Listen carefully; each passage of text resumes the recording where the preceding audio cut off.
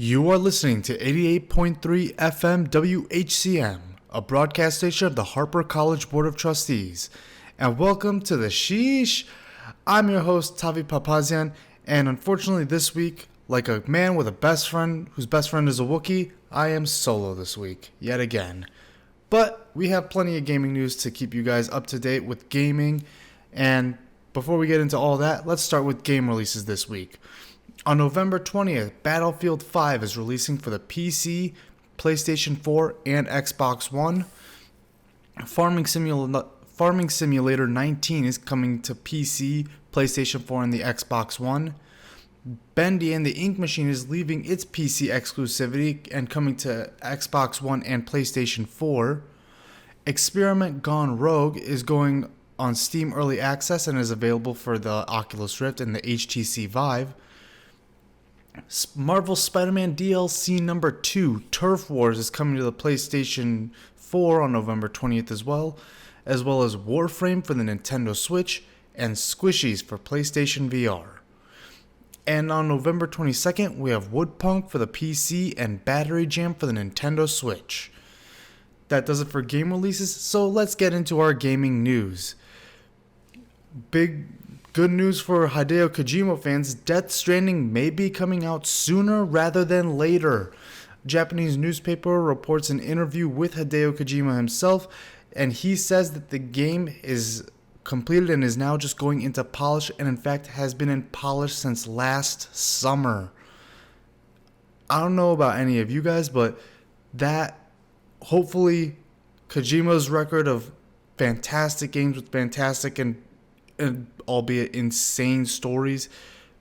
I'm excited for Death Stranding. I'm excited to see what happens and just seeing what comes out. And the fact that it's been in polish since last summer and all the general game mechanics are already there. They've been set in place and they have the entire story and everything fully realized. And like he said, just getting it polished up. He's definitely loving some nice love and polish for that game. So yeah, Death Stranding could possibly be coming out sooner rather than later, so just be on the lookout for whatever crazy things Kojima has planned for us.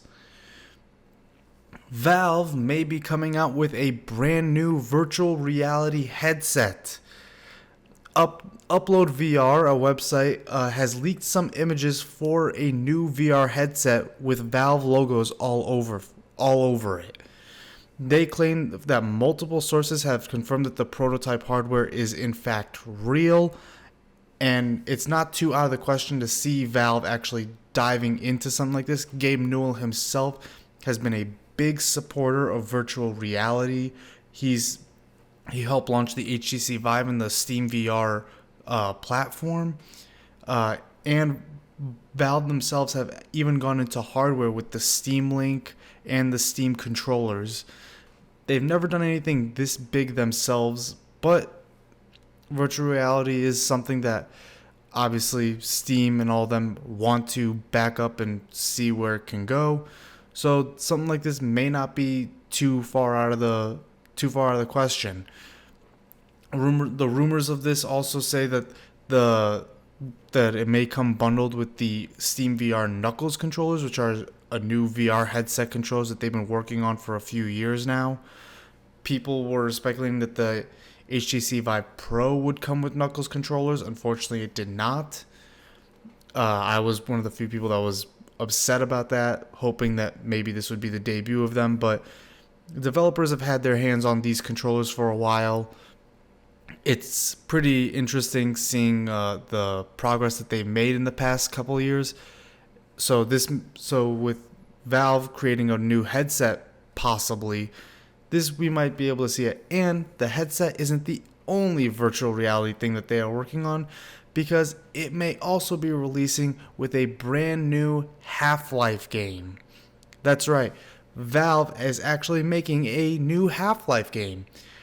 This is rumored to launch alongside the new VR headset of Valve's, and it could possibly be a prequel to the existing games.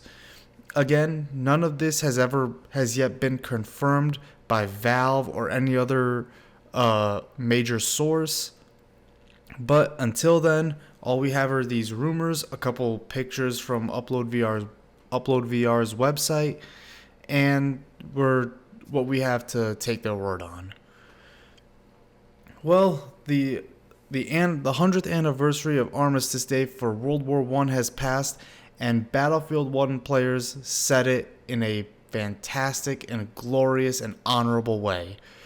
Players on the 11th hour of November 11th, November 11th, had stopped shooting each other to commemorate the ending of World War I.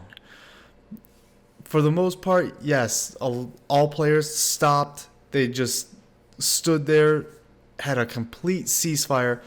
It was mostly a ceasefire. There were a couple of troll players. Some person in a biplane went around shooting a lot of people. And then somebody actually ended up coming behind the person who filmed a short clip and stabbing them in the back. But still, for the most part, a nice way to commemorate the ending of one of the biggest wars of all time. It even got acknowledgement from some DICE employees who shared the video on Twitter, replied to it, and even thanked the community for all their love and support and their Valve, continuing back onto Valve, some things. Valve has paid hackers some hacker bounties. Now, this isn't anything new. Valve and plenty of other software companies have done this. However, this is a massive bug that they have been able to actually pay off and actually would have saved them a lot of money. Hacker Artem Moskowski has found a glitch on Steam that allowed him to generate free keys for any game of his choosing. For those of you who don't know, keys on Steam are literally just a series of numbers and letters that, when punched in and confirmed by a system, will say this is the game that this code is hooked up to. So once you plug in that code, it will immediately put the game into your personal library. So the fact that he was able to generate these keys for any game that he wants, even brand new games or games that are on pre-order for absolutely nothing, was a major find. They paid him a $15,000 bounty for the glitch, and they even gave him a $5,000 bonus after he reported the big bug back in August. That was a weird sentence to say, the big bug back in August. But either way, he got paid a total of $20,000. Still, at the same time, it's like, kind of could have used that. Kind of could have used those keys myself. But in the end, Artem, you did the right thing. We salute you for helping keep the industry alive.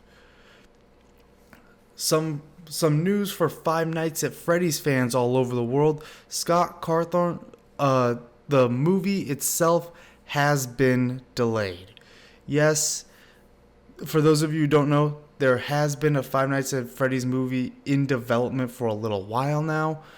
The lead programmer and guy who's pretty much made the entire series up till this point single-handedly, Scott Cawthon, says that the movie is on hold due to him completely rewriting the script from scratch. He had a script written, he had another idea, and decided to throw that old script away and start it up fresh and new. So, I mean, he's confirmed on Twitter and everything, saying either the product gets made correctly or it doesn't get made at all. And, I mean, bravo. I mean, at least someone who, as much as I'm not a huge fan of the Five Nights at Freddy's games, despite the fact that I own every single one of them, I'm glad to see someone who actually cares about what he makes and not just selling out for a quick paycheck. This is what has brought him plenty of success, and he wants to make sure handled correctly, handled well, and he knows that that's what the fans are wanting. So the fact that he's taking it out of his way to make sure they get the best things that they can and what he can provide, thank you, Scott. He has also confirmed that there are a few VR Five Nights at Freddy's games in the works, as well as HD remasters for consoles and mobile. And he's even saying that a AAA Five Nights at Freddy's game is in early stages of development, and that a big company has reached out to him in order to lend a hand. No, he has not said which company exactly it is, or what kind of form this new Five Nights at Freddy's AAA game will take, but this game is also very early in development, so I don't plan we're going to hear much about it for a little while now, especially if this one's going to be a AAA game. I expect we're not going to hear anything about it for maybe another year. I know it's going to be torture for Scott to not be able to put out a game within 3 months, but you know what? He deserves a break. Speaking of breaks, I had something here. Hold on. Did you know that Harper College has a space on campus designated for the individual reflection, prayer, and a quiet place to think? The Quiet Reflection Room is located in Building A, Room A332. Check in with student involvement to have the room opened for you. Once again, it's in Building A, Room A332. Alright, moving on, the Game Awards. And the Game Awards, some nominees have been announced this year, and the nominees for Game of the War this year are God of War, Assassin's Creed Odyssey, Monster Hunter World, Red Dead Redemption 2, Marvel Spider-Man, and surprisingly the indie platformer Celeste on the Nintendo Switch. I've played God of War, Assassin's Creed, Red Dead. I haven't played Spider-Man because I unfortunately do not have a PS4. I have heard plenty of amazing things about Celeste, both the game and the soundtrack. But from what I've seen, this is a pretty... Yeah, that's pretty much what I would have picked had I been assigned with giving the Game of the Year nominations. But this is going to be a competitive year for these games. Do I have my own opinion on which one will win? Yeah, probably. Anyone who's been listening to the show long enough probably knows which game I'm going for. Red Dead. But yeah, so the Game Awards this year are going to be something competitive. Square Enix, coming right off of what we reported last week, is apparently working on multiple brand new games, and not even for this generation of consoles, but for the PlayStation 5. A LinkedIn page shows that they are working on AAA games for the next generation of consoles. And this is some big news, especially after last week when we reported that game director for Final Fantasy 15, Hajime Tabata, has left the company and has actually been gone since October 31st to start his own studio and pursue his own projects. On his departure, Square Enix has announced that almost all the DLC has been canceled for Final Fantasy 15, except for the Arden episode. So something big like that, and then immediately they come back swinging, saying we're preparing for the next generation. But seeing how that's Square Enix, we might not see the PlayStation 5 for another few years, because even longer than what we were expecting, maybe, because Square Enix, they're the kings of pushing their games back more and more. Some more final nails in the coffin for Telltale Games. Rest in peace. Not only has the company officially gone under and they're slowly closing the doors, but even some of their games are being pulled off Steam. Now, the games that are still there, such as The Walking Dead and all that, those are still being, the new series or the new season, the final season, is trying to be taken over by another company to be made and finished in the way that they wanted to.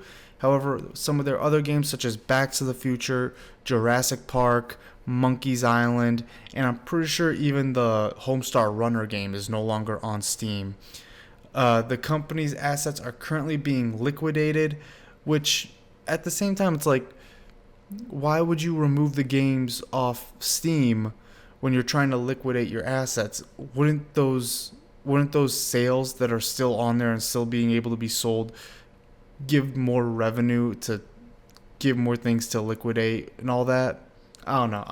I'm no lawyer. I just feel like taking your games off sale and removing all that would make it a lot more difficult.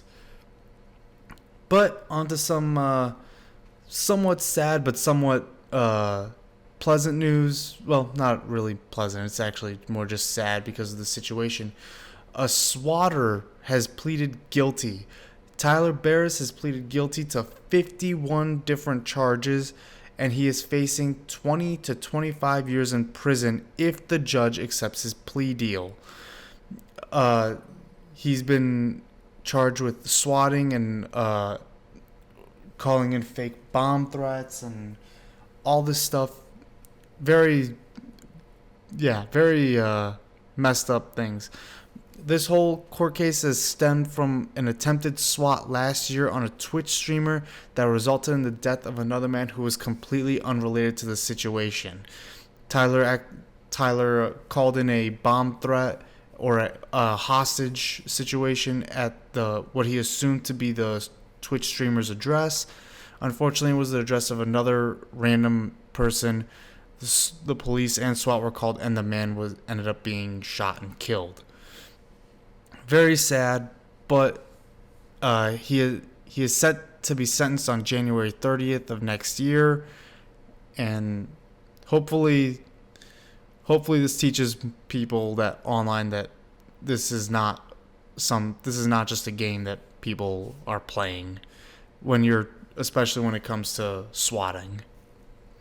EA stock has dropped 29% since the announcement that Battlefield 1 will be delayed at the end of September. They announced at the end of September that Battlefield 1 will be delayed for a single month, in which it is now coming out. It is now coming out today. Not Battlefield 1. Sorry, Battlefield 5. They announced that it would be delayed, and tomorrow is the day where. Tomorrow is the release date. However, ever since they announced it, their stock has plummeted down to 29% since then. Nothing that I'm sure they won't recover from, especially with Battlefield 5 releasing. But at the same time, stockholders are bound to get a bit antsy with figures like that. So hopefully EA's able to recover. Hopefully less microtransactions and pay-to-win stuff in Battlefield 5 than there was in Battlefront 2. But yeah, for fans of Spider-Man PlayStation 4, Marvel Spider-Man, you may want to check out Insomniac's previous game, Sunset Overdrive. Sunset Overdrive has actually just recently, on November 16th, been moved onto the PC and is now available through Steam and the Microsoft Store for $20. It's a very action-packed third-person platformer shooter, very intense, very funny, and it has a lot of similarities to what they would eventually put into their new Spider-Man game. So if you have a PlayStation 4, you don't have an Xbox One, or you have an Xbox One, you never really and a PC or anything, and you've wanted to try this game out, this this is a good time to do it. It's been rumored for a few months that Sunset Overdrive would come out for PC, and now it's here. Surprise drop for everyone. And I just want to let everyone know that you can take WHCM with you anywhere you go. Download the Radio FX app on any device and keep up with our DJs, show scheduling, It has all the amenities you need when listening to college radio. Cliffy B has retired due to anger at the community. The developer behind Gears of War and Unreal has responded to people on Twitter who wanted refunds from his latest game, Lawbreakers. He said that he has paid his employees far after the company has gone down and closed its doors, not even taking payments for himself because he cared about how his employees were treated and that they were able to provide for their own families. Obviously, taking a lot better care of his own employees rather than how Telltale took care of their own. However, people were very angry and they wanted refunds for his game, and he said that the community is why he will never make another game ever again, with never being completely written in all caps. Is this actually his retirement and he's fully given up on video games? We don't know. Maybe. But something about losing a developer as talented as him is definitely going to be something bad. But moving on to PlayStation news. Big thing about PlayStation that they announced, they are skipping E3 this year. They are not going to be participating in E3 alongside Microsoft, which usually those two, they're usually right across the hall from each other. They're looking directly at each other all the time, all day, for that entire week. So PlayStation kind of skipping out on that. It's got a few people. It kind of makes you wonder. Well, Nintendo, they kind of do their own thing as well. They want to try to do things on their own show in their own terms, much like how Nintendo does with their Nintendo Treehouse events, which, especially with Smash Brothers and a new Pokemon game coming that it just came out, they've been getting a lot of attention and news more times throughout the year than what Sony has been doing. So is it really a big deal that PlayStation and Sony are backing out of E3 and not doing their own, and not doing it in order to do their own thing? I don't know. We'll see how the event goes on. A lot of people are speculating that E3 isn't as big a deal nowadays as it used to be, because now that gaming news is able to be spread a lot easier and a lot better through the internet than just having one central event, that E3 isn't as big of a deal. And now that these companies have gotten as big as they are, they're actually more suitable to do these things on their own. But it is sad. It is still sad to see that PlayStation will not be at E3 this year. There is a new tax for users here in Chicago for PlayStation users. A 9% cloud tax will now have to start being paid for for services such as PlayStation Plus and PlayStation Now. Sony has been sending notices to its Chicago users, and some people are trying to sue the city and Sony for this for what they claim is an unfair tax. So, sorry to us Chicagoans who play PlayStation and have PlayStation Plus or PlayStation Now, but we will be shelling out a bit more dough. This doesn't apply to actual game purchases. Like I said, this is basically just for PlayStation Plus and PlayStation Now for streaming, and it's sort of like a streaming tax. I believe the same things are put on Netflix and Hulu and all those things, but having it suddenly put on our PlayStation accounts is a bit weird, and not and has actually gotten a few people pretty upset. PlayerUnknown's Battlegrounds will be coming to the PlayStation 4. PUBG has actually announced that it will be coming to the PlayStation on December 7th of this year. So, hey, it's going to be launching with 3 maps, with a winter map coming in later on in December, closer to Christmas. So it is the full game, fully updated, up to date. The same thing we have on PC, Xbox One, and Android devices. It's just going to be it's now just going to be on your PlayStation as well. So let's all get together, get that chicken dinner together. PlayStation 3 game server shutdown has been extended. The extension, which has also been mailed out and sent to PlayStation users, has been extended to January 31st, 2019. So for any of you people that are still there playing PlayStation 3 online games, you have an extra 2-3 months to go ahead and enjoy that time you have with your system. It was a good one. That's your baby right there. Treat it well. And PlayStation 4 has celebrated its 5th birthday this week. That's right, the PlayStation 4 is officially 5 years old. It is, I don't know, old enough to start kindergarten? I don't know what age you start kindergarten. I don't have any kids. Sony's, in celebration for the 5th anniversary, Sony has released some statistics for the system. They have sold 86 plus million units, 777.9 million units of software, with 11 major updates.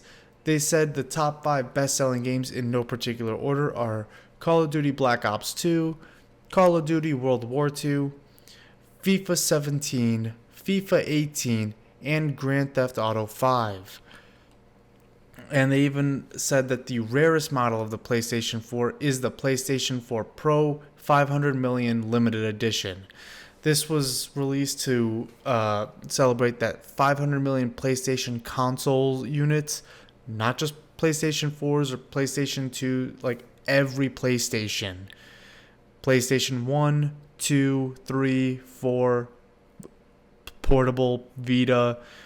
They finally sold 500 million PlayStation units, and it's pretty rare. It's going for about $880 on Amazon. Granted, they're all sold out, but people are reselling it, and they're selling it for, the lowest one that I've seen is $880. So clearly clearly people find it worth something. But hey, before we continue, I just want to remind everyone that you are listening to 88.3 FM WHCM, Palatine, Illinois, a broadcast station of the Harper College Board of Trustees. Moving on to Xbox news. Xbox boss Phil Spencer says that streaming games won't replace a traditional console. He says that the technology just isn't there yet, and in order for it to, and when it finally does get here, in order for it to be practical, is even further out than that. Obviously, something that people in the tech industry have been saying about PlayStation and about streaming games and all that. However, this has kind of put some cold water on some rumors that have been going around.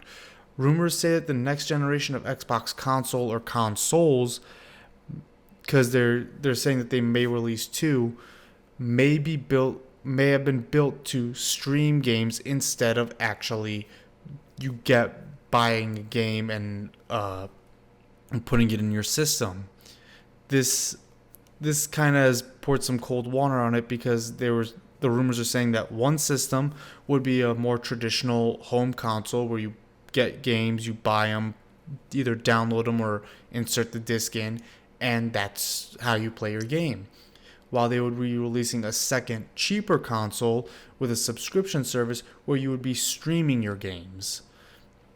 So seeing Phil Spencer talk about like how he doesn't think that the technology for streaming games is there yet, and that it won't replace a traditional console. So seeing him kind of say that has kind of cooled down those rumors a little bit. It hasn't completely knocked them down yet either, especially for what's coming up next. Xbox could be possibly releasing a discless Xbox One. Now, this isn't a brand new system. It's not a look into the next generation from what people may be thinking. This is just an update to the current Xbox One platform, and it is expected to be while you may be saying like, yeah, this doesn't, why would they possibly do that? It's just going to be a waste of time, a waste of money. It is supposed to be expected to be cheaper than the current Xboxes on the market. It is expected to go on retail for about $200. And for those of you who have an Xbox and don't want to lose physical games, because I know I still buy plenty of physical games myself. I like having a physical collection. You are able to take your physical games to select retailers and receive a download code to make it a digital download, so you won't be completely left out and you won't lose your physical games. Again, nothing has been 100% confirmed yet, but if this is something that they have planned and something that they're doing, might not be the worst idea. Something to actually get even more Xboxes sold, and for those of us who don't actually like getting up and putting things in our consoles, I just hope it has a really good hard drive, at least a terabyte. Especially if you're gonna go full diskless, give me 2 terabytes. You're getting rid of that disk drive. And final piece of Xbox news: Xbox Game Pass, an update. It will now allow you to install and preload the games prior to launch. Apparently, previously, because I do not have Xbox Game Pass, it used to be if you were getting a game that was launching on Game Pass, you would have to wait till the game launched, and then you would be able to go to the Game Pass and then download it from there. However, now they will allow you to go in there, pre-download the game, and then play it at launch with everyone else. So I didn't know that they didn't do that to begin with, but you know what? The fact that it's here now, better late than never, right? And moving on to Nintendo news. Nintendo, this isn't necessarily Nintendo themselves. However, the Detective Pikachu trailer did drop last week, and oh my god, hearing Deadpool's voice coming out of Pikachu's mouth, I don't know what to think of it. It's very, very weird, and even so much so that Ryan Reynolds is kind of just like poking fun at the fact that it's like, what character I play, and he posted things of like Pikachu, but he has a Deadpool costume on, and it's Pikapool. It's hilarious.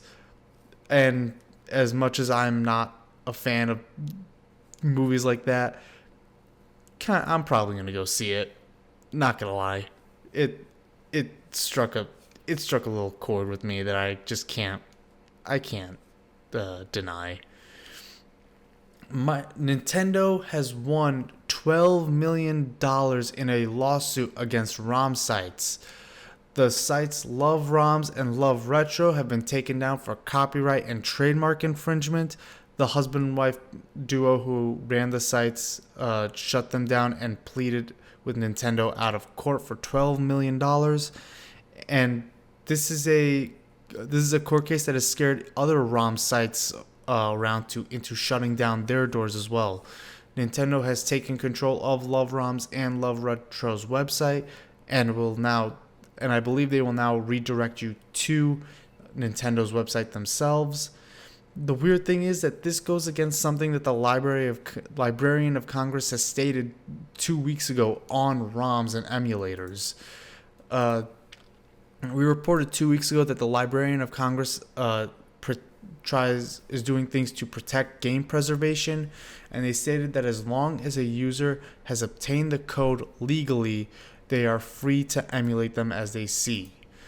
So the fact that the Librarian of Congress has pretty much allowed users to say, I own the copy, I no longer have a way of playing it, and has given them a way to say, you can emulate this piece of entertainment that you have. You have the original game, you paid for it, and then now Nintendo has won a $12 million lawsuit against these emulator sites. It does seem a bit weird, but Nintendo's been gunning for these ROM sites for a little while now. And when it comes to the courtroom, Nintendo usually does get their way. Not all the time. However, they do get their way quite a bit. They are a big hand, and they're not afraid to come in swinging. And for those of us who are hoping and waiting for the announcement of the Nintendo 64 Classic, we may want to hold our breaths for just a little bit more. Nintendo of America President Reggie Fils-Aimé has said it probably will not happen this year. He went on to explain that the NES and Super NES Classic they saw more as a bridge between the Wii U and the Nintendo Switch life cycles, and they want to push their... This is probably more of a move because they want to push their classic library onto their Nintendo Switch Online platform, where if you actually open up the Nintendo Switch, they now have Nintendo Entertainment System Nintendo Online for the Nintendo Switch. So it's kind of where they want all their mobile or all their classic library stuff to go. And I could see why. It's a system that that users are gonna have to pay for. It's something that's gonna constantly give them new money and returning customers, especially for classic games. I'm always a sucker every time Nintendo says, "Hey, here's something old that you can play again in a new way." I'll take that. Just gimme. But he also said that they wouldn't rule it out, but there are no current plans in the pipeworks for Nintendo 64 Classic or any other classic mini retro systems. Fortunately, we aren't going completely classic systemless because we do still have the PlayStation Classic releasing, I think, sometime later this month or early next month. But at the same time, it's like, I want to play Donkey Kong Country or Donkey Kong 64 and all that, Super Mario 64, the original Mario Party on a tiny little system. I want to play those again. Bring back the days of LAN parties. Anyway, that's all the news we have for this week. Sorry that the episode is so short today. I'm alone, so we didn't necessarily have all that banter back and forth. However, I do still want to remind everyone that you are listening to 88.3 FM WHCM, Palatine, Illinois, a broadcast station of the Harper College Board of Trustees.